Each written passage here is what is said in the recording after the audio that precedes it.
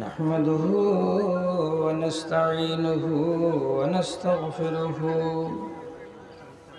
ونعوذ بالله من شرور أنفسنا ومن سيئات أعمالنا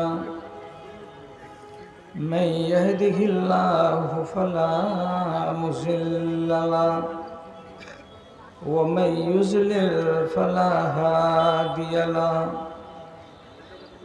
وأشهد أن لا إله إلا الله وحده لا شريك له وأشهد أن محمدا عبده ورسوله أما بعد فأعوذ بالله من الشيطان الرجيم بسم الله الرحمن الرحيم لو شاء ربك لجعل الناس أمة واحدة ولا يزالون مختلفين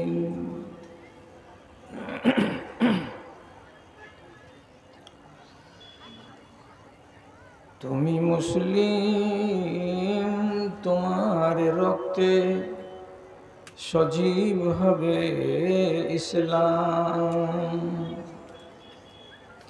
তুমি মুসলিম তোমার রক্তে সজীব হবে ইসলাম তুমি মরে গেলে জানিবে মরণি জীবিত তোমার নাম জীবিত তোমার নাম কাপড় সেজে হাত বুকে করে ঘরে যদি বসে থাকো খোদার দুনিয়া কাঁদিয়া মরিবে কিছু জয় হবে না কো মনে বল করে উঠাই ধরো ফৌলাদি দুটি হাত মনে বল করে উঠাই ধরো ফৌলাদি দুটি হাত প্রতিজ্ঞা মতে স্বয়ং স্রষ্টা রহিবেন তোমার সাথ গো রহিবেন তোমার সাথ শ্রদ্ধেয় সভাপতি সাহেব সমবেত এই এলাকার বিভিন্ন প্রান্ত থেকে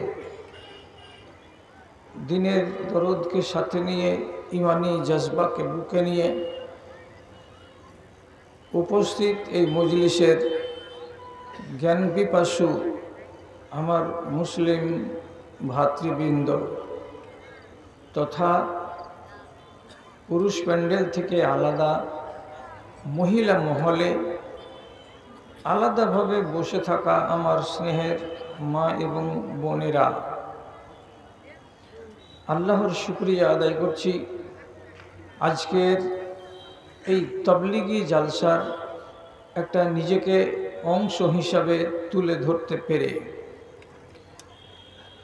এইরকম মজলিসে মানুষ এসে একচেটিয়া বয়ান শোনার সুযোগ পায় মধ্যখানে কোনো চাঁদা কালেকশনের ঝামেলা থাকে না আলোচনাগুলো সুষ্ঠু হয় এবং সুচারুরূপে বর্ণনা করে বিষয়কে পূর্ণ করে তোলার চেষ্টা করা হয় আমি যখন আজ সকালে এইখানে উপস্থিত হই তখন এইখানকার যারা বিশিষ্ট বিশিষ্ট আলেম ওনারা আপোষের ভেতরে মত বিনিময় করেছেন করার পরে বলেছেন যে মৌলানা সাহেবকে আমরা একটা বিষয় সম্পর্কে আলোচনা করার জন্য অনুরোধ করছি। বিষয়টা কি? বর্তমান জমানায় ছোট ছোট দিনী বিষয়ে কঠিনভাবে মতবিরোধ করা।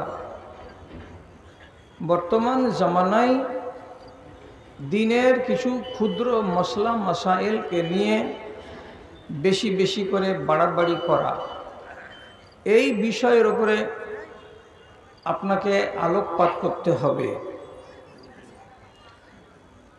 আমি একটুখানি নিজেকে সরাবার চেষ্টা করলাম যে এমনি তো আমি বিতর্কিত মানুষ, ফেসবুক খুলতে গেলে এমন একটা দিন নাই যে 2-4টা করে আল্লাহর বান্দারা আমাকে লানতান করে না। তো ওই নিয়ে পরোয়া করি না, যেহেতু কমিটি আমাকে ডেকেছেন বলে এটাকে মেনে নিয়েছি এবং মেনে নিয়ে খুব তাড়াহুড়ার মধ্যে যেটুকু আমি তৈরি করতে পেরেছি সেটুকু আপনাদের সামনে ব্যক্ত করার চেষ্টা করছি। আরবিতে যেটাকে বলে ইখতিলাফ, সেটাকে বাংলাতে বলে মতবিরোধ। এটা দিনের বিষয় হতে পারে, এটা দুনিয়ার বিষয় হতে পারে। দুনিয়ার বিষয়ে যদি মতবিরোধ হোক তো হোক, 1000 বার হোক, অসুবিধা নেই। কিন্তু দিনের বিষয়ে যদি মতবিরোধ হয় তাহলে আমাকে আপনাকে কি করতে হবে? আমার সেই ক্ষেত্রে করণীয়টা কি? এটা হচ্ছে আজকে আমাদের জানার বিষয়। আবার আরেকটা কথা প্রথমে আসবে, মতবিরোধ হবে কেন? রাসূলুল্লাহ কি এইরকম করে ঝামেলা লাগিয়ে দিয়ে চলে গেছেন যে আমরা এইরকম করে লড়ালড়ি করব আর আমরা আপোষের ভেতরে বাড়াবাড়ি করব, কথা কাটাকাটি করব? জি না, রাসূলুল্লাহ এইরকম করে দিয়ে যাননি। তবে এই কথাটা আপনি প্রথমে মগজের প্রথম সারিতে বসান। সেটা কি? আদ-দীনু ইউসরুন, এই ইসলাম ধর্মটা হচ্ছে সহজ এবং সরল। এই ইসলামকে রব্বুল আলামিনের নবী আমাদের সামনে অতি সহজ অতি সরল করে রেখে দিয়ে গেছেন। সহজ সরল করতে গিয়ে একটাই আমলকে কোনোবার দেখবেন 2 রকম করে করা যায়, একটাই আমলকে কোনো কোনো ক্ষেত্রে দেখতে পাওয়া যাবে 3 রকম করে করা যায়। তো আপনি তখন চোখ রাঙিয়ে বলবেন, এটা কি ঠিক হলো? ঠিক হলো, আমার লাভের জন্যই এটা করা হয়েছে। তাহলে আমার দ্বারাই যেন ইসলামটাকে মেনে চলা সম্ভব হয়। রাসূলুল্লাহ ঝগড়া লাগিয়ে বিবাদ লাগিয়ে দিয়ে চলে গেছেন আর আমরা বাড়াবাড়ি করব, এটা কথা নয়। তাহলে হচ্ছে কেন? হচ্ছে সাহাবীদের যুগে হয়েছে এবং নবী করিম সাল্লাল্লাহু আলাইহি ওয়াসাল্লামের জীবদ্দশাতে হয়েছে, তাবেঈনদের যুগে হয়েছে। আর এই ধারা চলেই আসছে। আজ 1450 বছর অতিক্রান্ত হয়ে এ যুগেও চলছে। এ ধারা বন্ধ হবে না। কেন? ঘটনা নতুন নতুন ঘটছে এবং এই নতুন নতুন ঘটনাকে যখন মানুষ ঘটিয়ে দিচ্ছে তখন মশলা জানার প্রয়োজন পড়ছে।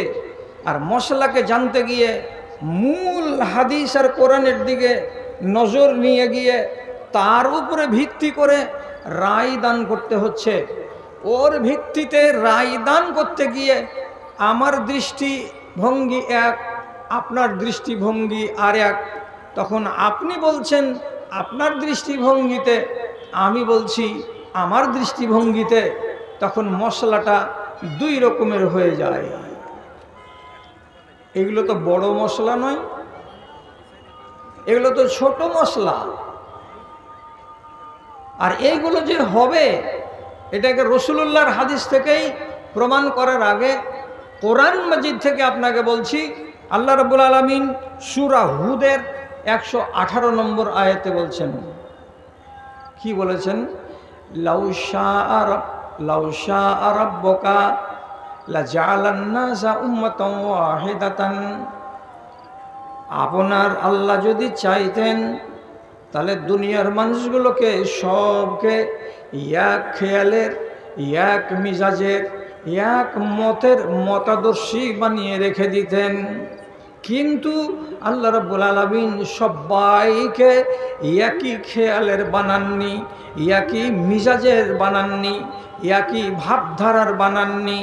দিয়ে রব্বুল আলামিন বলছেন ওয়ালা ইয়াজালুনা মুখতালিফিনা, বরং এরা সবাই এক অপরের সঙ্গে ইখতিলাফ করতে থাকবে, বরং এরা এক অপরের সঙ্গে বিতর্ক করতে থাকবে, এদের মত বিরোধ হতেই থাকবে। কি বোঝা গেল? এখন রব্বুল আলামিনের এই কথার উপরে আপনি যদি টিপ্পনী করতে যান তাহলে ঈমানকে আগে যাচাই করেন। কেন বেশি কথা বলতে যাচ্ছেন? আল্লাহ নিজে বলছেন সূরা হুদের 118 নম্বর আয়াতে যে আমি চাইলে সবকে এক করে দিতাম। কেমন এক করতাম?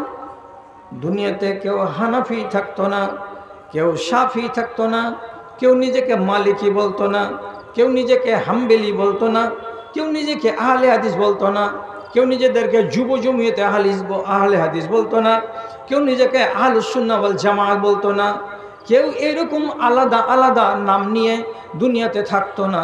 সবাই এক পরিচয় নিয়ে, এক নাম নিয়ে বেঁচে থাকতো।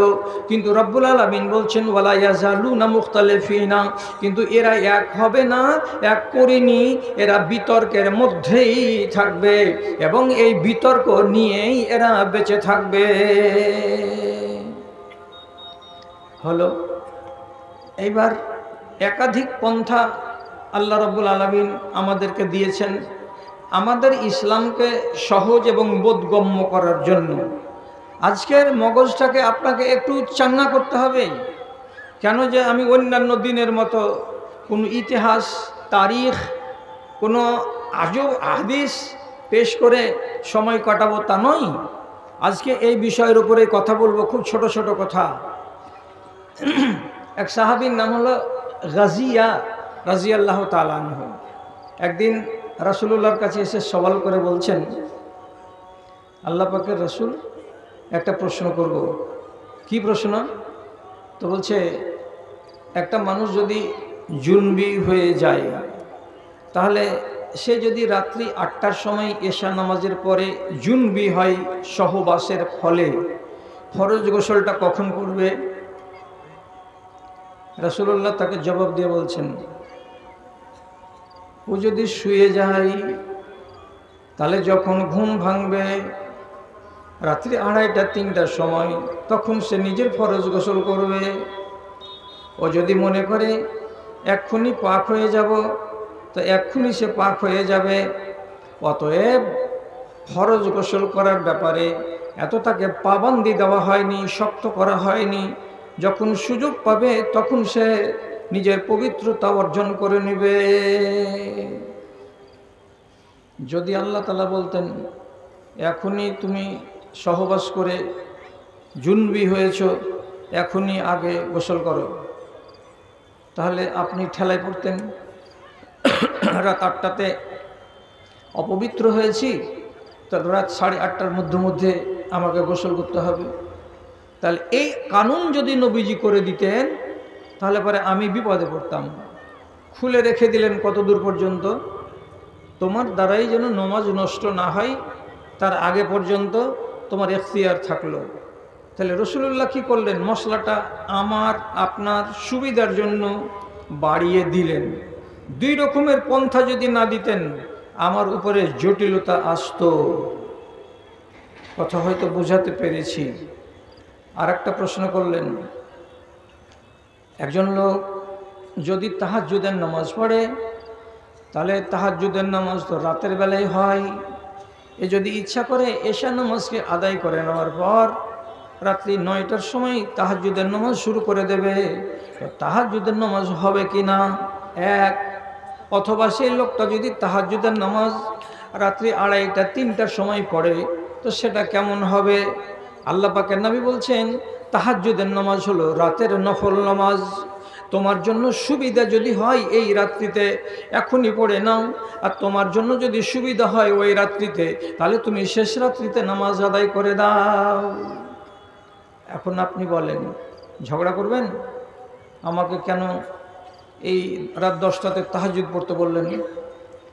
রাসূল কি ফরজ করেছেন? আপনার ইচ্ছা। আপনার মন যদি বলে যে আমি রাত্রি 3টাতে পড়ব, পড়েন, অসুবিধা নেই। আবার এই লোকটাই রাসূলুল্লাহকে জিজ্ঞেস করে বলছেন আইয়ুজহিরু ফি কিরাতিহি আম ইউখফিহা। আল্লাহ রসুল, আমি যদি তাহাজ্জুদের নামাজে দাঁড়াই তো যতগুলো সূরা আমাকে বলতে হবে, আমি সূরাগুলো জোরে জোরে বলবো না আস্তে আস্তে বলবো? আমাকে কেরাতটা জোরে করতে হবে না ধীরে ধীরে করতে হবে? নবী করিম সাল্লাল্লাহু আলাইহি সাল্লাম বলছেন, তোমাকে যদি ভালো লাগে জোরে জোরে কেরাত করা তো জোরে জোরে কেরাত করো, আর তোমাকে যদি আস্তে আস্তে কেরাত করা ভালো লাগে তো আস্তে আস্তে কেরাত করো এবং তাহাজ্জুদের নামাজ আদায় করো। মুসলিম শরীফের হাদিসটা দিয়ে কি বোঝাতে চাইলাম? নিয়মটা কটা করা আছে? 2টা। কেন আল্লাহ তাআলা নবী কাজ করলেন? আমার সুবিধার জন্য।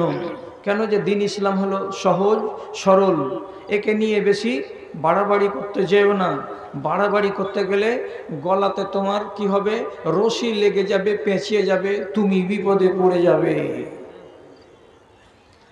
যদি মশলাটা বুঝে নিয়ে থাকেন তাহলে আবার বলছি, বলতে আমাকে খুব ভালো লাগে যেদিন কোনো সভাতে সভাপতি আমি আলেমে দিন পেয়ে যাব, যেগুলো অ্যাকচুয়ালি আলেম। আর এই হজবরালাগুলো থাকতে গেলে জাহামুন তাহা, কেউ সাপোর্ট করার লোক আমাকে হবে না। মৌলানা আকমাল এই গ্রামের একটা রত্ন, আর এই ডান দিকে আমার বড় ভাই, ইনাকে তো আপনারা সবাই চিনেন। এদের সামনে হাদিসগুলোকে যে আমি উল্লেখ করছি, তো একটা যদি ডানে বামে হয় তো ইনারা কি আমাকে বকশিবেন? না, ছেড়ে কথা বলবেন না। সহি হাদিসে আছে, আপনি যদি ওযু করেন তো একবার পানি নিলেন, নিয়ে হাত দুটো কেমনি করে ধুলেন, বাস। আরেকবার পানি নিলেন, নেওয়ার পরে মুখটাকে ধুয়ে নিলেন, বাস। আরেকবার পানি নিলেন ডান হাত, আরেকবার পানি নিলেন বাম হাত।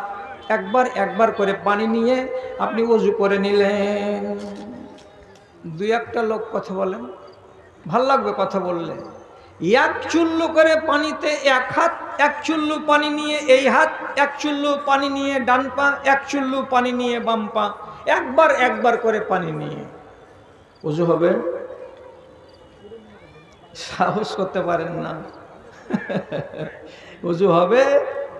তা কিছু ভাই বলছেন কি যে হাজি সুক্ষা হাতখানা 1 চুল্লু পানিতে কখনো ভিজে? ইমাম তিরমিজি বাপ বেঁধে বলছেন বাবুল ওযুয়ে মাররাতান মাররাতান। আরেকবার বলছেন বাবুল ওযুয়ে মাররাতাইনে।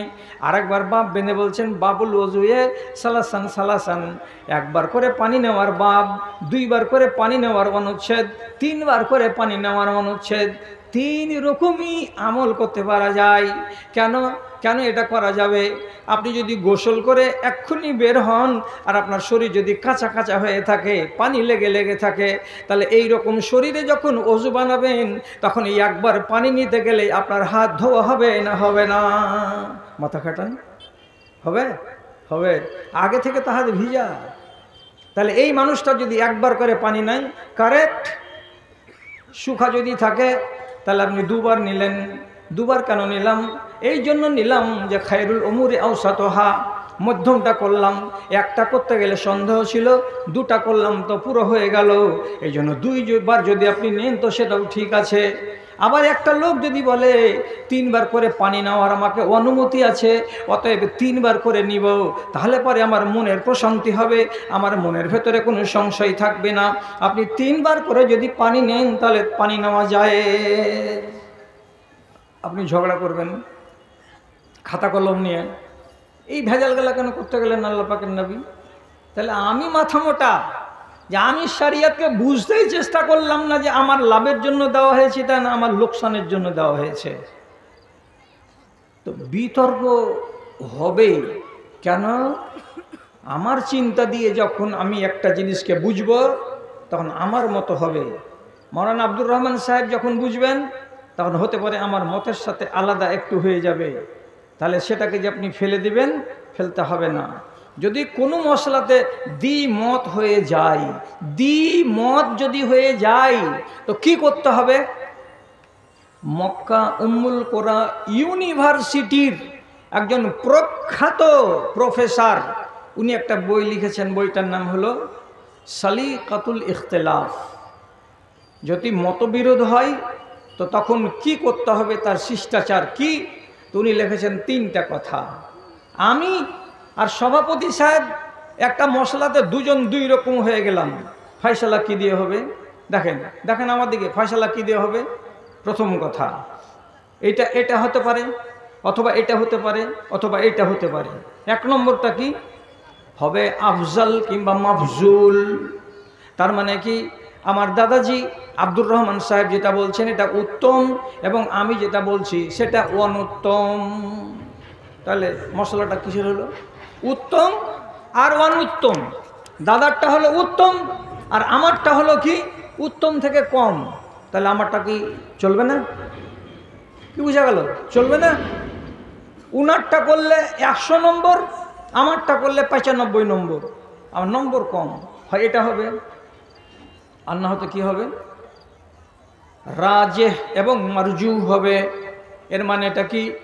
উনার মতটাকে প্রাধান্য দিতে হবে আর ইনার মতটাকে 2 নম্বরে রাখতে হবে। আফজালও নয়, মাফজুলও নয়।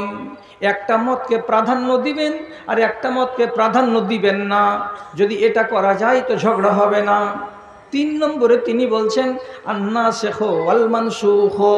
ভেবে চিনতে দেখতে হবে এ দুটো আমলের ভেতরে একটা হয়তো রহিত হয়ে গেছে আর একটা বাকি আছে। তো যেটা বাকি আছে সেটাকে মানতে হবে, আর যেটা রহিত হয়ে গেছে সেটাকে বাদ দিয়ে দিতে হবে। 3 ছাড়া 4 হবে না। তাহলে ঝগড়া কোথায়? ঝগড়াই হবে না কোনো মশলাতে।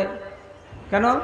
আমাদের দেশে যত আলেম আছে মুর্শিদাবাদে আর মালদাতে আর বাংলাদেশের মাটিতে যত নুচানুচি আর কাড়াকাড়ি আর ছিঁড়াছিঁড়ি চলছে, যদি এই নীতিটাকে মেনে নিত তারা আর আমরা, তাহলে ঝগড়া হতো না। ভাই তোমারটা উত্তম, আমারটা অনুত্তম। ভাই তোমারটা প্রাধান্য পাবে, আমারটা প্রাধান্য পাবে না। অথবা তোমারটা আমল আছে, আমারটা ক্যান্সেল হয়ে গেছে। একটা সিদ্ধান্তে যদি নেমে যেতাম, ঝামেলায় শেষ ছিল। যদি বুঝাতে না পেরে থাকি তাহলে রসুলুল্লাহর যুগের কথা বলি। খন্দকের যুদ্ধের দিন আনুমানিক 40 দিন নাকাবন্দি থাকার পর যুদ্ধ হলো না, সব দিকে দিকে পালিয়ে গেল মক্কার মুশরিকরা।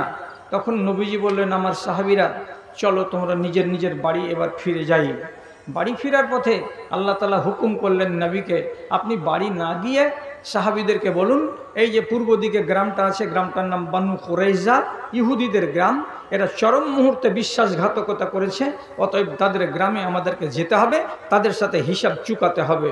তো রাসূলুল্লাহ সব সাহাবীকে বললেন, বানু কুরাইজাতে চলো। তো যাওয়ার টাইমে কি বলছেন খেয়াল করবেন কথার দিকে। লা ইউসাল্লি ইল্লান্না আহাদুকুম আহাদুন আল আসরা ইল্লা ফি বানি কুরাইজাতা। আমার সাথীরা, যতটি তোমরা যুদ্ধের ময়দান থেকে বাড়ির পথে রওনা দিয়েছো, আমি তোমাদেরকে বানু কুরাইজাতে যেতে বললাম। ওই বানু কুরাইজাতে না যাওয়া পর্যন্ত তোমরা আসরের নামাজ কেউ পড়বে না। ঠান্ডা হয়ে কথা শুনেন। তাহলে নবীজি আসরের নামাজ পড়তে বললেন কোন গ্রামে? বানু কুরাইজাতে গিয়ে। ওখানে গিয়ে তোমরা বানু কুরাইজাতে গিয়ে আসরের নামাজ পড়বে। এবার সাহাবীরা চলছেন, চলতে চলতে চলতে চলতে এখনো 3 কিলোমিটার রাস্তা বাকি আছে। এবার আসরের টাইম হয়ে গেল। যখন আসরের টাইম হয়ে গেল, একগুলো লোক বলছে আমরা আসরের নামাজটা পড়ে নিব। কেন পড়ে নিব? আল্লাহ তাআলা বলেছেন ইন্নাস সালাতা কানাত আলাল মুমিনিনা কিতাবাম মাওকুতা। নামাজকে আল্লাহ রাব্বুল আলামিন সময়ের সাথে বেঁধে রেখেছেন। কাজে আসরের টাইম হয়ে গেছে, আমরা নামাজ পড়ে নিব। আর একদল লোক বলছে জি না আমরা নামাজ পড়বো না। কেন? যে আল্লাহ পাকের নবী বলেছেন তোমরা যতক্ষণ পর্যন্ত বানু কুরাইজাতে না পৌঁছাবে আসরের নামাজ তোমরা পড়বে না। এখন কোন দিকে যাব? যদি রসুলের কথা মানছি তো টাইম চলে যাচ্ছে, তা আল্লাহর কানুনের উল্টা। আর যদি এখানে আল্লাহর কানুনকে মেনে নামাজ রাস্তাতে শুরু করে দিই তো রসুলের কথার উল্টা। কোন দিকে যাবে? কোন দিকে যাবে? যখন এরকম সংশয় তৈরি হবে তো দু রকমের লোক হবে, কে হবে না? আপনি আন্দাজ করে বলেন তো, হবে না? হবে, হয়েই গেল। একদল লোক মাঠেই আসরের নামাজ আদায় করে নিল, আর একদল লোক যতক্ষণ পর্যন্ত বানু কুরাইজাতে না গেল ততক্ষণ পর্যন্ত আসরের নামাজ তারা পড়ল না। দুরকম আমল হলো। এখন এই দলগুলা কইতো কি বলে, তোরা রসুলের কথা মানলি না, তোদের মতন নাফরমান কি আছে? এরা তখন বলতো তোরা কোরআনের কথা মানলি না, তোদের মতো নাফরমান কি আছে? কার কথা আগে কার কথা পরে ঝগড়া তো চলতো। মোকদ্দমা এলো নবীজির কাছে। আল্লাহ পাকের নবী দুই দলের কথা শুনলেন। শোনার পরে তিনি মীমাংসা করে দিয়ে বলছেন, আমার উদ্দেশ্য ছিল কি, যাতে তোমরা তাড়াতাড়ি করে হাঁটো, দেরি না করো রাস্তায়। আইডিয়া করে দিয়েছিলাম বানু কুরাইজাতে পৌঁছিবে আর আসরের টাইম হয়ে যাবে। আমার উদ্দেশ্য বলার ছিল কি, যে তোমরা তাড়াতাড়ি করে যাও। আমার উদ্দেশ্য এটা ছিল না যে তোমরা রাস্তাতে যদি নামাজের টাইম হয়েই যায় তো নামাজ পড়িও না। তো তোমরা ইজতেহাদ করেছো, মাথা খাটিয়েছো, নিজের গবেষণা করার পরে ফয়সালা করেছো। তোমরা একটা ফয়সালা নিয়েছো, আল্লাহর মত অনুযায়ী রাস্তাতে নামাজ পড়ে নিয়েছো। আর তোমরা একটা ফয়সালা করেছো নিজের বিবেক অনুযায়ী, রাসূলুল্লাহ বলেছেন বলে ওইখানে নামাজ পড়েছো। তোমরা দুই দল ঠিক করেছো। হলো? তাহলে রসুলের জীবদ্দশাতে সাহাবায়ে কেরাম কোনো মশলা নিয়ে বিতর্ক করেছেন, এ কথাটার প্রমাণ কি দেখতে পাচ্ছেন না? কিন্তু তারা তো তারপরে মাজা ঘুষা করেনি। আর কথাই কথায় খালি 19,794 নম্বর হাদিস এ কথাটা লেখা আছে, ইয়ার জীবনে করতে পাওয়া যাবে না। 7,991 নম্বর হাদিস এটা কথা লেখা আছে, এরকম করতে পাওয়া যাবে না। কিন্তু নম্বর বলে বেড়াননি আল্লাহ পাকের রসুল যে তুমি কেন করতে গেলে। দু দলকে শান্ত করে দিয়ে বলছেন তোমার আমলটাও ঠিক আছে, এর আমলটাও ঠিক আছে। তাহলে এরা নিজেরা এক অপরকে আর মালাবত করতে যায়নি, এই তোরা খারাপ আমরা বেশি ভালো, এই তোরা খারাপ আমরা ভালো, এসবগুলো ঝামেলাতে যাননি। যাবেন কেন? এটা তো একটা ক্ষুদ্র মশলা। যদি আপনার মন এতে তাসাল্লি না হয় তাহলে আপনাকে আরও বলছি, কথাটা খেয়াল করবেন যে সাহাবায়ে কেরাম কি হচ্ছে, আওয়াজ হয় না?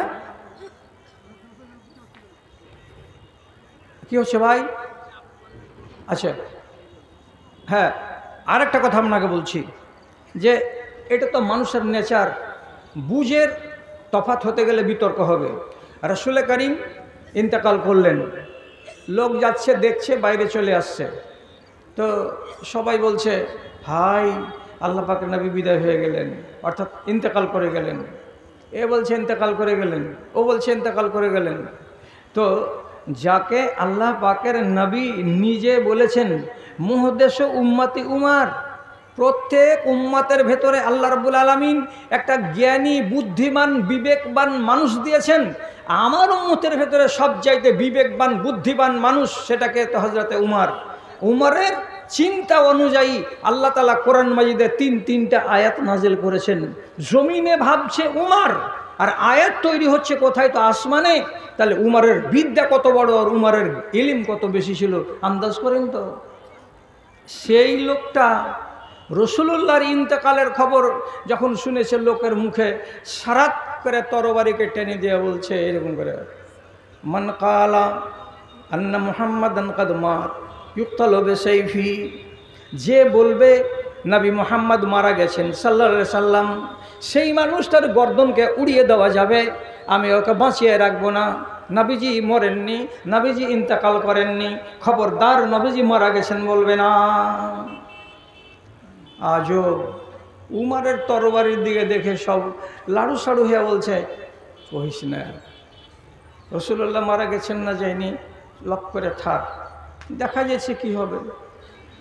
আবু বকর এলেন, এসে তারপরে নবীজির মুখের উপর থেকে চাদরটাকে হটালেন, দিয়ে আফসোস করে বলছেন, ওয়া নবিয়া, হাই আমাদের নবী, আপনি ছেড়ে চলে গেছেন। সুম্মা আকাব্বা ওয়ালা ওয়াজহি ওয়াকাব্বালা, তারপরে তিনি মুখখানাকে নিচু করে নবীজির কপালে একটা চুমু দিলেন। এটা 3 বার করলেন, 3টা কথা বলে। তারপরে বাইরে এসে লোকেরা তাকিয়ে আছে, কি বলে আবু বকর, কি বলে আবু বকর। আবু বকর কানে শুনে নিয়েছেন যে একদল লোক বলছে উমারের কথা শুনেই নবীজি ইন্তেকাল করেননি। আবু বকর আপনি কি বলছেন, রাসূলুল্লাহ ইন্তেকাল করেছেন না করেন নাই? উমারও তাকাইছে, দেখি তুমি কি বলছো। আরে একটা মানুষ দুনিয়া ছেড়ে চলে গেছে, তার ব্যাপারে ইখতিলাফ করছে কারা? তো সাহাবারা। তখন হযরত আবু বকর বলছেন সবারই সামনে কি বলছেন, মান কানা ইয়াবুদু মুহাম্মাদান ফাইন্না মুহাম্মাদান কাদ মাত ওয়া মান কানা ইয়াবুদুল্লাহা ফাইন্নাল্লাহা হাইয়ুন লা ইয়ামুত। ও মানুষেরা, তোমরা এতদিন ধরে যারা যারা যারা যারা নবী মুহাম্মাদের ইবাদত করেছো, বুঝবেন কথা, নবী মুহাম্মাদের ইবাদত করেছো, তারাকে বলছি নবী মুহাম্মদ মারা গেছেন। আর যারা যারা আল্লাহ রাব্বুল আলামিনের ইবাদত করেছো, নবী মুহাম্মাদের ইবাদত করনি, তাকে নবী বলে মেনেছো, তো সেই নবী মুহাম্মদ মারা গেছেন। এবং আল্লাহ রাব্বুল আলামিন বলছেন তুমিও মারা যাবে, আর আগেকার পয়গম্বর ওরা সবাই মারা গেছে। হযরত উমর টাউরি লাগা মানুষের মতো, আর ওর সাথে সাথে আরও 10-20 জন 1 পা 2 পা করে আবু বকরের কাছে আগিয়ে যে মিঠা ভাষাতে জিজ্ঞেস করে বলছে, আহাযিহি আয়াতুন মিন আয়াতিল্লাহি ইয়া আবু বকর। আবু বকর, এটা কি কোরআনের আয়াত পড়লে নাকি তুমি? বলছে হ্যাঁ, এটা আমি কোরআনের আয়াত পড়লাম। আল্লাহ রাব্বুল আলামিন বলছেন তোমরা মরে যাবে এবং নবীজি মারা গেছেন। তখন ডুকরে ডুকরে কান্না করতে লাগলেন হযরত উমর। আর মতবিরোধ থাকলো না, তরবারিকে সামটিয়ে মিয়ানের ভেতরে ঢুকিয়ে দিলেন। আর আল্লাহ পাকের নবী আসলেই ইন্তেকাল করে গেছেন। এবার ফের তর্ক, কি তর্ক? রাসূলুল্লাহর কবর কোথায় হবে? একজন লোক এসে বলছে ফাইন্নাহু ইউদফানু মা আসহাবিহি, আল্লাহ পাকের নবীর অন্যান্য সাথীরা বাকি কবরস্থানে আছে, নবীকেও তার সাথীদের পাশে রাখতে হবে। আরেকজন লোক বলছে না, আল্লাহ পাকের নবীর জন্য একটা আলাদা সুন্দর জায়গা বানাতে হবে। একজন লোক এক কথা, আরেকজন লোক আর এক কথা। যখন বিতর্ক হতে শুরু করলো, তখন হযরত আবু বকর সিদ্দিক বলছেন, ওরে আমার সাথীরা, সাহাবীরা, তোমরা শোনো, আমি নবীজির মুখ থেকে শুনেছি ফাইনাল আম্বিয়া ইউদফানুনা ফি মাকানিন ইউকবাযু ফিহি রূহুহু। আমি নবীর মুখে শুনেছি আম্বিয়ায়ে কেরামকে ওই জায়গাতেই দাফন করতে হয় যেই জায়গাতে তার রূহ কবজ হয়। তখন সব লোক বলছে এটা কথা রাসূলুল্লাহ বলেছেন নাকি? হ্যাঁ, আমি রাসূলের মুখ থেকে শুনেছি। তো তাহলে কি করতে হবে? ওই যে বাকিতে কবর করতে হবে না, বাইরে অন্য জায়গায় কবর করতে হবে না, এই ঘরের ভেতরেই কবর করতে হবে। তখন কি করা হলো, রাসূলুল্লাহর ঘরের ভেতরে যে চাটাই ছিল, চাটাইটাকে সরিয়ে দেওয়া হলো, খাটলিটাকে একটা সাইডে করা হলো, আর করে দিয়ে এক পার্শ্বে রাসূলুল্লাহকে খাটের উপরে রেখে দিয়ে কবর খোদাই করা শুরু হলো। ওই ঘরের ভেতরে কবর হলো, ওইখানে নবীজির গোসল হলো, আর ওইখানে রাসূলুল্লাহর কাফন পরানো হলো। আর ওই ঘরের ভেতরেই 3টা 4টা 3টা 4টা 3টা 4টা করে লোক ঢুকে আর জানাজার নামাজ পড়ে, 3টা 4টা করে লোক ঢুকে আর জানাজার নামাজ পড়ে। হাজার হাজার হাজার হাজার মানুষেরা এভাবে নামাজ পড়তে পড়তে পড়তে পড়তে পড়তে পড়তে দিন আর রাত কেটে গেল, তবুও নামাজ পড়া শেষ হলো না। এতক্ষণ ধরে নবীজিকে বাইরে রাখা হলো, খেয়াল করছেন তো? তাহলে তর্ক হলো কি নিয়ে? কবর খোঁড়া নিয়ে। ফাইসালা তো হয়ে গেল, ফাইসালাটাকে মেনে নিল লোকেরা, বিতর্ক তো করলো না। এবার আর একটা ঝগড়া এলো। কি ঝগড়া? কবরটা কি করা যায়? রাসূলুল্লাহর কবর বগলি কবর বানাবো না রাসূলুল্লাহর কবর বাক্স কবর বানাবো? এদেশে কি কবর হয়? এদেশে বাক্স বগলি কবর হয় না? বগলি কবর চেনেন ভাইরা? কথা বলেন না, বগলি কবর চেনেন? হ্যাঁ চেনেন, কিন্তু হয় না এই দেশে। তো একটা কবর হলো বগলি আর একটা কবর হলো বাক্স। একদল লোক বলছে আমরা রসুলুল্লাহর কবর বাক্স কবর বানাবো, আরেক দল লোক বলছে নবীজির কবর আমরা বগলি কবর বানাবো। তর্ক কিনা? তর্ক কিনা? সাহাবায়ে কেরাম বলছেন লড়াই করিস না রে দাদারা, ঝগড়া করিস না রে ভাইরা, এটা নবীজির কবর হবে। কি করতে হবে, কি করতে গেলে ভালো হবে? তখন এরা এরা সবাই মিলে মিলে বলছে ইন্নানা নাস্তাখিরু ইলাল্লাহি, আমরা ইস্তেখারা করব আল্লাহ রাব্বুল আলামিনের কাছে। কি বলে? মদিনাতে দুটা লোক কবর খুঁড়ে, একটার নাম আবু তালহা আর আরেকটার নাম আরেক সাহাবী ছিলেন। আবু তালহা বগলি কবর খুঁড়তে জানেন, আর ওই সাহাবীটা সিন্ধু কবর বাক্স কবর খুঁড়তে জানেন। দুইজনকে খবর দেওয়া হলো। দেওয়ার পরে সাহাবায়ে কেরাম বলছেন সর্বপ্রথম যে লোকটা আসবে, যদি বগলি কবর খননকারী আগে আসে তো তার বগলি কবর হবে, আর যদি বাক্স কবর খননকারী লোকটা আসে তো তাহলে তার বাক্স কবর খুঁড়ে দেওয়া হবে। আল্লাহর হুকুম, আল্লাহর হুকুম, আল্লাহ তাআলা এটা করাবেন। তাড়াতাড়ি ময়দানে এসে হাজির আবু তালহা। হুকুম হয়ে গেল আবু তালহা কবর খুঁড়ো। আবু তালহা কি কবর খুঁড়লেন? বগলি কবর খুঁড়ে দিলেন। তাহলে রসুলুল্লাহর কবরকে নিয়েও দ্বিমত হয়ে গেল সাহাবীদের মাঝখানে, কিন্তু সেটা থেকেও গেল। হ্যাঁ, এবার রসুলুল্লাহ বাইরে আছেন, এখনও দাফন করা হয়নি। আর মদিনা মসজিদ থেকে 4 থেকে 5 বিঘা দূরে একটা ছোট বাগান ছিল সেই যুগে। এখনকার যুগে সৌদি সরকার বাগানকে মুছে সবকে এদিক ওদিক করে দিয়েছে। ওটাকে বলা হয় হাদিকায়ে বানি সাইদা। হাদিকায়ে বানি সাইদাতে আনসারি লোকেরা সব জমা হয়েছে। হওয়ার পরে বলছে রসুলুল্লাহ তো দুনিয়া ছেড়ে চলে গেছেন, এবার খলিফা কে হবে? তখন এরা বলছে আমাদের মধ্যে থেকে খলিফা হবে। আনসারি হলো মদিনার লোক, আর মক্কা থেকে যারা এসেছেন তারা হলো মুহাজির। মুহাজিরেরা বলছে হ্যাঁ খ্যাপার মতন কথা বলছো, আমাদের মধ্যে থেকে খলিফা হবে। আনসারিরা বলছে আমরা যদি তোমাদেরকে জায়গা না দিতাম তাহলে এখানে ইসলামী রাষ্ট্র গঠন হতো না। আমরা নিজেদের জমিতে তোমাদের ভাগ দিয়েছি, আমরা তোমাদের জন্য আমাদের বিবি যাদের ডবল ছিল একটাকে তালাক দিয়ে তোমাদের দিয়ে দিয়েছি, আমরা তোমাদেরকে ভাই বানিয়েছি, যার কারণে মদিনা আজকে ইসলামী রাষ্ট্র হয়েছে। এত বড় খিদমত আমরা করেছি, আর আমরা যদি নবীজির পরে খেলাফত না পাবো তো তোমরা কেমন করে পাও? আমরাই খলিফা বানাবো। আমাদের খলিফা হবে কে? তো সাদ বিন ওবাদা। তাইয়ার সাদ বিন ওবাদা খলিফা হওয়ার জন্য লড়াই মুখিয়ে আছে। এদিকে কুরাইশি লোক মুহাজির লোকেরা দাঁড়িয়ে আছে। রসুলুল্লাহ বেঁচে থাকা অবস্থায় 17 ওয়াক্তের নামাজ পড়ালছেন কাকে দিয়ে? ওই যে আবু বকরকে দিয়ে। তাহলে রসুলের পরে ফজিলত কার? আবু বকরের। আবু বকর খলিফা হবে। হ্যাঁ আমরা ঝামেলা জানি না, আমরা না হলে তোমরা ঠিক থাক না, খলিফা আমাদের মধ্যে থেকে হবে। ফের আর একটা লোক বলছে এই হুঁশ করে কথা বলো। আবু বকর রসুলুল্লাহর সঙ্গে গারের ভেতরে ছিলেন। আল্লাহ তাআলা আয়াত নাযিল করেছেন সানিয়া সুনাইনে ইজহুমা ফিল গারে, কবরের খালের মতো খালের ভেতরে আবু বকর জীবন নিয়ে ঢুকেছিলেন নবীজির সাথে গারে শহরে। আর সেই আবু বকরকে নবীজি বলেছেন তুমি হলে আমার বন্ধু, তুমি হলে আমার বন্ধু। তো আবু বকর নবীজির পরে যদি খলিফা না হয় তো আর কে হতে পারে? আবু বকর ছাড়া কেউ খলিফা হবে না। এর একদিকে এর একদিকে। তো ইতিহাস লেখছে কাদা আনি ইয়াক্তাতেলানি, দেখে মনে হচ্ছে দুই দল মারামারিতে লেগে যাবে, ভিড়াভিড়িতে পড়ে যাবে। এমন সময় হযরতে আবু বকরের কানে খবর এলো।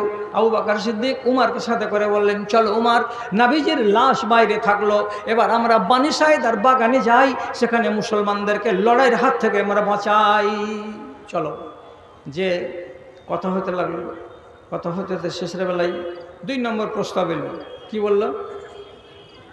তো বলছে একটা কাজ করেন, সম্পূর্ণটা আপনারাকে দেওয়া হবে না। কি করতে হবে?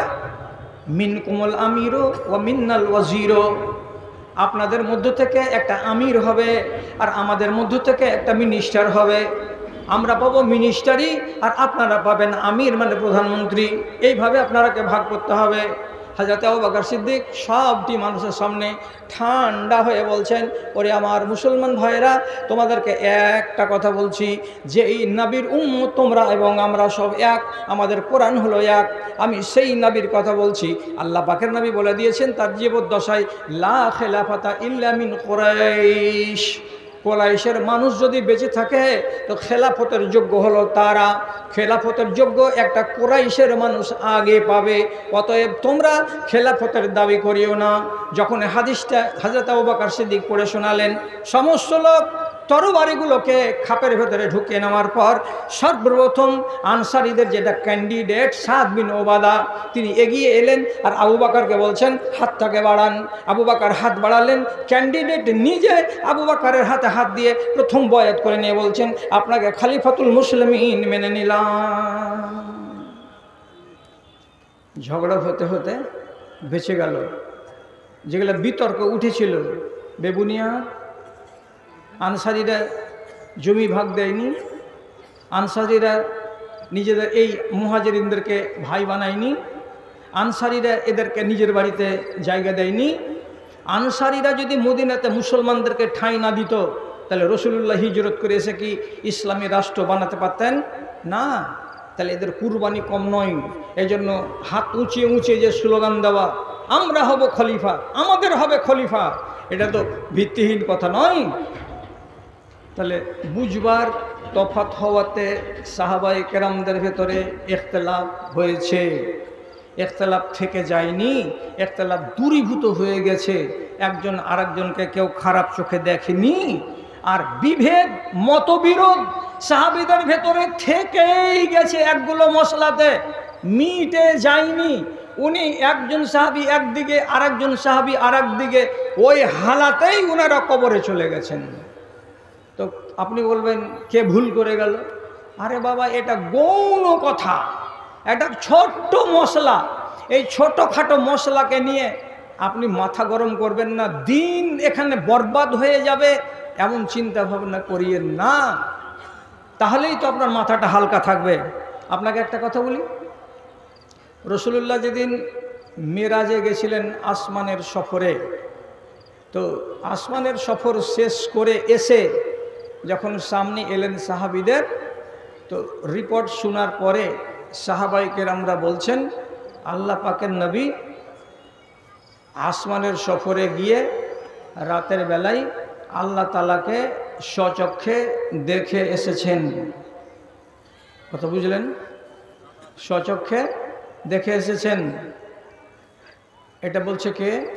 ইবনে আব্বাস রাদিয়াল্লাহু তাআলা আনহু, জাদরেল সাহাবী, নাম করা সাহাবী, একদম জলিলুল কদর মুফাসসিরিন, এত বড় সাহাবী বলছেন আল্লাহ পাকের নবী নিজের রবকে আসমানের সফরে গিয়ে দেখতে পেয়েছেন, দেখা করে এসেছেন।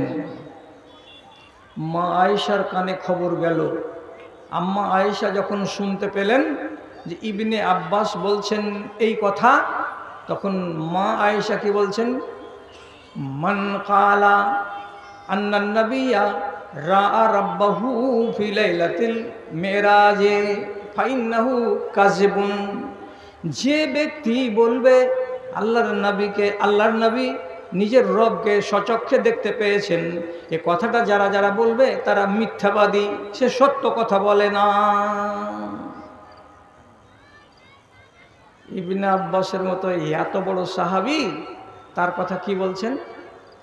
যে সে মিথ্যা, এই ঝুঠা কথা বলছে, সত্য কথা বলে না। এখন আজকে যদি আপনি বলেন যে ওদের দুজনের ভেতরে কি মীমাংসা হয়েছে? জি না। উনি বলতে থেকেছেন যে রবকে দেখেছেন, ইনি বলতে থেকেছেন যে জিনা, আল্লাহ তাআলাকে উনি স্বচক্ষে দেখেননি। দুজন দুই মতের উপরে দাঁড়িয়ে থেকেছেন। সাহাবায়ে কেরাম এটাকে নিয়ে আর ঘোলঘাট করতে যাননি। কেন যাননি? যদি দেখে থাকেন তো তাতে কি লাভ আছে, যদি না দেখে থাকেন তো তাতে ক্ষতি কি আছে? মশলাটাকে নিয়ে যদি ঘোলঘাট করা যায় তাহলে আমাদের ভেতরে রেস বেড়ে যাবে, এবং এটা কোনো দিনের অংশ নয়, এটা ধর্মের অংশ নয়। থাক, যে যেটা হালাতে আছে সে হালাতে থেকে যাবে, থেকেই গেল ওই হালাতে। আচ্ছা, এবার আমি আর একটা কথা বলি। সেটা কথা কি? হযরতে ইবনে উমর রাদিয়াল্লাহু তাআলা আনহু বলছেন, মেয়ে ছেলেরা তোমরা যখন রাতের বেলায় ফরজ গোসল করবে, তখন তোমাদেরকে তোমাদের চুলের বেনিটা খুলে দিতে হবে।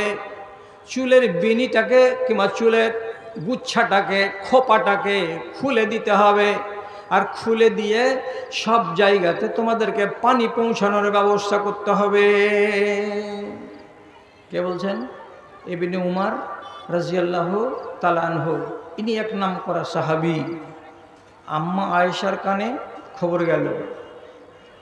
আম্মা আয়েশা যখন শুনলেন, তো শোনার পরে তিনি সাহাবীদেরকে ডেকে বলছেন, ফালিয়ামুরহু আন ইউহাল্লিকাল মারাতু রাসাহুন্না।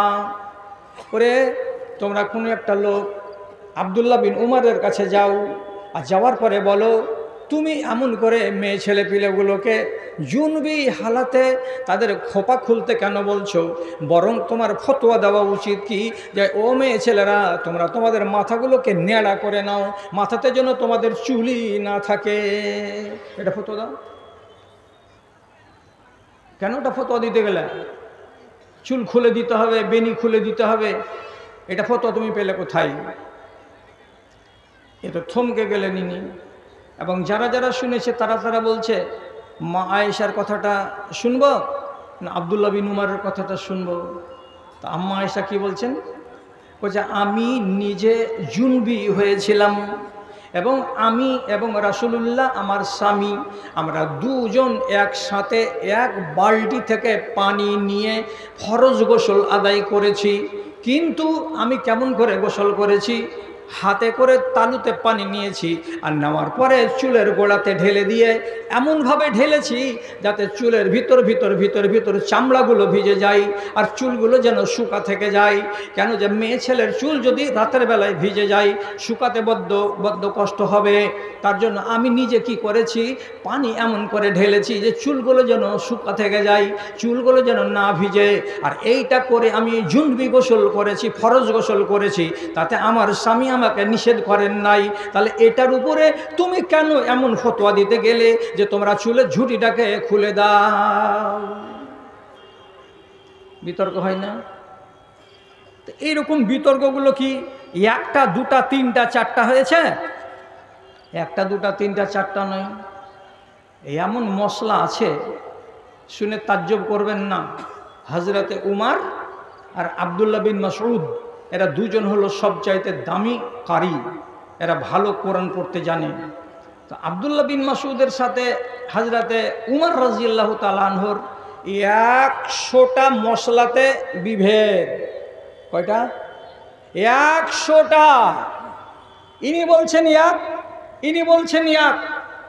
আপনারা বলবেন, কোন পেঁয়াজে লাগা কথা তুমি আজকে বলতে গেলে যে? তুমি তো আসলে ঝগড়া লাগালো। আরে দাদা, আমি যদি না বলি তো কথাগুলো কি কিতাব থেকে পালিয়ে যাবে? এটা কথা আগে আপনি বলেন তো, এই কথাটা কি কিতাব থেকে পালিয়ে যাবে? পালাবে না তো। কিতাবের ভেতরে সুরক্ষিত হয়ে আছে, সোনার অক্ষরে লেখা। এগুলো তো আপনি পড়েন না বা আমি পড়ি না বলে জানতে পারি না। তো 100টা মশলাতে বিভেদ। আমি একটা বলছি। কি বলছি? ধরেন একটা চাঁচকে গ্রামের নওজোয়ান ছেলে 12 মাসিয়া গ্রামের কোন একটা মহিলার সঙ্গে নাজায়েজ সম্পর্ক করে নিল, শারীরিক সম্পর্ক কায়েম হয়ে গেল, যাকে আমরা বলি জেনা। জেনা হয়ে গেছে। এবার ফের 1-1.5 মাস 2 মাস পরে কথা হাঁটাহাঁটি করে এই গ্রামের ছেলেটার বিয়ে লেগে গেছে 12 মাসের ওই মেয়ে ছেলেটার সাথে। তো 2 মাস আগে এরই সাথে ঘটনা ঘটেছিল, আবার 2 মাস পরে ওই মেয়েটার সাথে এই ছেলেটার বিবাহ লেগে গেছে। আব্দুল্লাহ বিন মাসউদ রাদিয়াল্লাহু তাআলা আনহু বলছেন, এই ছেলেটা হলো জানি আর ওই মেয়ে ছেলেটি হলো জানিয়া। এই দুজন যখন জেনে নিল একজন আর একজনকে, তখন এদের দুইজনের বিবাহ আর হবে না। এই ছেলেটার বিয়ে অন্য জায়গায় হবে আর এই মেয়েটার বিবাহ অন্য জায়গায় হবে। যদি এরা দুজনকে বিয়ে করে নাই তাহলে এরা চিরজীবন জানি হয়ে থেকে যাবে। হযরত উমর বলছেন না, এটা হয় না। জেনা করেছিল, ধরা পড়েছিল, শাস্তি হয়ে গেছে, ওরা পাক হয়ে গেছে, ওদের বিগত দিনের গ্লানি মুছে গেছে। এখন ওরা যদি একজন আরেকজনকে বিবাহ করে তাহলে এই বিবাহটা হারাম নয়, এই বিবাহটা জায়েজ। 100টা বিতর্কের মধ্যে একটা আপনাকে শুধু বললাম। তো ইনি এই কথার উপরেই থাকলেন, হযরত উমর ওই কথার উপরেই থাকলেন, দুনিয়া ছেড়ে চলে গেছেন ওনারা। এগুলো ঘটনা কয়টা ঘটে দেশে? হয়তো 1000টার ভেতরে একটা। তার জন্য আমাকে মাথা ভাঙতে হবে কি করা যায় আর কি না করা যায়। ইনিও কারি। একটা লোক মসজিদে নববীতে কোরআন তেলাওয়াত করছে, হযরত উমর ওর কাছে যে এমন রাগান্বিত হয়েছেন দিয়ে বলছেন, এই পাগলের মতো কোরআন পড়ছে, কোরআন পড়ার ঢং হয় না, কে তোমাকে কোরআন শিখিয়েছে এগুলো? তখন লোকটা ঠান্ডা মাথাতে বলছে, আমি এই কিরাতটা ইবনে মাসউদের কাছে শিখেছি এবং তার শিখিয়ে দেওয়া নিয়ম অনুযায়ী তেলাওয়াত করছি। যখন এ কথাটা বলা তখন হযরতে উমর রাদিয়াল্লাহু তাআলা আনহু লোকটাকে টানতে নবী মুহাম্মদ সাল্লাল্লাহু আলাইহি সাল্লামের মসজিদ পর্যন্ত নিয়ে চলে এলেন। আসার পরে বলছেন, হে আল্লাহ পাকের নবী, এই লোকটা এই রকম করে কোরআন পড়ছিল, বলেন তো এটা কোরআন পড়া বার্তা ঠিক হয়েছে না ঠিক হয় নাই? তো হযরত উমর এটা জানেন না যে আব্দুল্লাহ বিন উমর যেভাবে পড়ে দিয়েছেন এটাও ঠিক, এনার জানা নেই। বেঁধে গেছেন, রেগে গেছেন, এটা কোরআন পড়া ভুল। এই বলে মাতামাতি যখন হলো, রাসূলুল্লাহ শোনার পরে ফয়সালা দিচ্ছেন। তো কোরআন যে 7 রকম করে পড়া যায়, কোরআন কয় রকম করে বললাম? 7 রকম করে পড়া যায়। এখন যদি আমি চাঁচকি গ্রামে মাগরিবের টাইমে ইমামতি করতে পাই আর তারপরে আমি যদি একটা কেরাত করি, কেরাতটা করে শোনাচ্ছি আপনাকে, খেয়াল করবেন। ওয়াজ্জুহে ওয়াল্লাইলি ইযা সাজে মা ওয়াদ্দাআকা রাব্বুকা ওয়া মা ক্বালে ওয়ালাল আখিরাতু খায়রুন লাকা মিনাল উলে। সবখানে শেষে যে এইরকম করছি, তা আপনি তো বলবেন কি কোন ঠেকার পাগলাকে ইমামতি দিয়েছে জি? ওয়াজ্জুহা না পড়ে কি বলছে? ওয়াজ্জুহে। আচ্ছা, আরেকটা পড়ছি, ইহদিনাস সিরাতাল মুস্তাকিম সিরাতাল্লাযীনা আন'আমতা আলাইহিম গায়রিল মাগদুবি আলাইহিম ওয়ালাদ-দাল্লিন। সিরাতাকে কি বললাম? জিরাতা। তাহলে কেরাত কত রকমের আছে আপনি কটা জানেন, আমি কটা জানি? রাসূলুল্লাহ যখন শুনলেন যে এদের দুজনে তো তর্ক হয়ে গেছে, খালি মারামারিটা বাদ থেকেছে, তখন আল্লাহ পাক নিয়ে বলছেন, উমর থেমে যাও, বেশি কথা আর লম্বা করিও না। কেন? নবীজি বলছেন, উনজিলাল কুরআন আলা সাবআতি আহরুফিন। কোরআন মাজিদকে আল্লাহ রাব্বুল আলামিন 7 রকম করে নাজিল করেছেন। কোরআন মাজিদকে পড়বার কালে 7টা পদ্ধতিকে অবলম্বন করতে পারা যায়। সুতরাং ইবনে মাসউদ রাদিয়াল্লাহু তাআলা আনহু যেটা শিক্ষা দিয়েছেন এটা শিক্ষা ভুল নয়, কাজে ওকে তুমি মারার চেষ্টা করিও না। মনের যে অমিল ইবনে মাসউদের সাথে কার? আব্দুল্লাহ বিন উমরের। আর একাধিক মশলাতে বিরোধ হয়ে যাচ্ছে, তো মনে মনে কি কাল্লা আছে? মনে মনে কি ভেতরে ভেতরে কি রাগ পুষে আছে যে এই যে দেখা হয়ে গেল, এটা কে আসছে? ইবনে মাসউদ আসছে, তো ডাহিন দিকের রাস্তা ধরে যাই, তোমার সাথে দেখাই করব না, এরকম মানসিকতা কি তাদের ছিল? না, ছিল না। যখন আব্দুল্লাহ বিন উমর কোনো জায়গাতে বসে থাকতেন আর ওদিক থেকে দেখতে পেতেন কে আসছে, তো ইবনে মাসউদ রাদিয়াল্লাহু তাআলা আনহু আসছেন, তো পাশেকার লোকেদেরকে দেখে বলতেন, এই লোকেরা শোনো, ওই যে চলে আসছে, দেখছো কে ওটা? কানিফুন মালিউন ফিকহান ওয়া ইলমা। এই দেখো চলে আসছে, লোকটা দেখতে দুবলা পাতলা, কিন্তু এই লোকটা আসলে কি ইলমের এবং হাদিসের আর জ্ঞানের, এটা হলো একটা এলপি গাড়ি, একটা এলপি গাড়িতে যত মাল আঁটে তেমনি পাতলা দুবলা লোকটার ভেতরে আল্লাহ রাব্বুল আলামিন এত জ্ঞান দিয়েছেন, এত বিদ্যা দিয়েছেন, এত বুদ্ধি তাকে দিয়েছেন। কে বলছে? এই লোকটা বলছে, যেই লোকটার মশলার সঙ্গে ওই লোকটার মতের মিল হয় না। তাহলে কত উদার, কত উদার। আর আমি শুধু আজ 7-8 বছর আগে একটা বই লিখেছিলাম উর্দুতে, যে জাকাতুল ফিত্র কি নকদি সুরত আর উসকে মুস্তাহিকিন, ঝাড়খণ্ডের লোক উর্দুতে বুঝবে বলে। তাতে বলেছিলাম যে যদি কেউ মনে করে যে আমার কাছে আনাজ নাই তো আমি টাকা দিয়ে ফেতরা দিব, তাহলে সে দিতে পারে। 8টা-9টা ফতোয়া দিয়ে লিখেছিলাম। এখন আমি কত বড় আসমানের কোনাকে ভেঙেছি যে 3-4টা লোক মুর্শিদাবাদে এখনও যদি দেখা হচ্ছে কোনো জায়গাতে তো আগ্রহ করে এগিয়ে এসে আসসালামু আলাইকুম, কোথায় গেছিলেন, ভালো আছেন না, কেমন আছেন, এটা কথা প্রয়োজন মনে করে না। চোখে পড়তে গেলেই অন্যদিকে কেটে চলে যাচ্ছে। কত সুন্দর ব্যবহার। মশলাতে ইখতিলাফ হলো, তার জন্য মনে ইখতিলাফ হয়ে যাবে? এটা হয়? 100টা মশলাতে ইখতিলাফ করার পরে ইবনে মাসউদকে উমর কি বলছেন? এলপি গাড়ি কিসের? তো এলেমে চলে আসছে। আর যেদিন হযরতে উমর ইন্তেকাল করে গেলেন, দুনিয়া ছেড়ে চলে গেলেন, সেদিন আব্দুল্লাহ বিন মাসউদ এবার কি বলছেন? ইন্নাহু কানা হিসনুন লিল ইলমি ওয়াদ দ্বীনে। হযরত উমর মারা গেলেন, সেদিন ইবনে মাসউদ রাদিয়াল্লাহু তাআলা আনহু বলছেন, উমর ছিলেন আমাদের দ্বীনের বেড়া, উমর ছিলেন আমাদের দ্বীনের প্রাচীর। তিনি যখন মরে গেলেন তখন আমাদের ধর্মের প্রাচীরটা, কেল্লাটা ভেঙে চিত হয়ে পড়ে গেল, আর এলেমের প্রাচীরটা আমাদের কাছে থাকলো না। তাহলে ইনি কত তারিফ করছেন। এটা হলো মুহাব্বতের পরিচয়। মাসলা বুঝতে গিয়ে আপনার সাথে আমার মতের মিল হয়নি, সেটা অন্য কথা, কিন্তু তাই বলে যে আপনার সাথে আমার এইরকম গোলমাল থাকবে, থাকার কথা নয়। আচ্ছা, এত কথা বাদ দেন। যারা এখানে শিক্ষিত লোক আছেন তারা মাথায় রাখেন, আর যারা আম পাবলিক আছেন তারা কথাটাকে খালি বুঝে রেখে দেন। কি বলছি?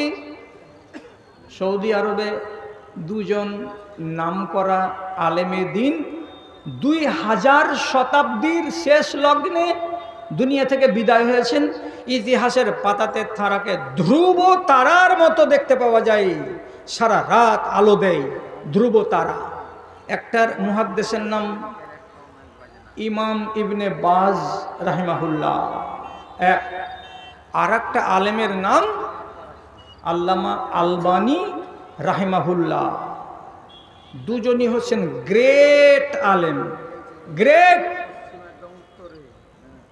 তাহলে এত বড় দুজন আলেম, আল্লামা ইবনে বাজ 3খানা ছোট ছোট রিসালা লিখেছেন নমাজের উপরে।